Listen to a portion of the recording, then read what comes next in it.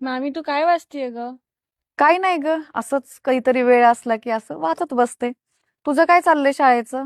खूप छान. पण मला मॅथ्स हा सब्जेक्ट जमतच नाहीये. त्यातले मॅथ्स का अवघड रेक्टँगल, वाटतं? ट्रँगल, सर्कल काहीच समजत नाहीये. रेक्टँगल म्हणजे ते लघुकोन, षटकोन, त्रिकोण ते मला हे थोडं जास्त कळत नाही, कारण मला मराठीत मीडियम मध्ये शिकले त्यामुळे रेक्टँगल एवढं कळत नाही. पण लघुकोन, त्रिकोण, षटकोन याच्याबद्दल बोलतीये. किती हो. सोपं आहे ते आणि का जमत नाही तुला? अगं हे शाळेत शिकवलेलं खूप सोपं आहे.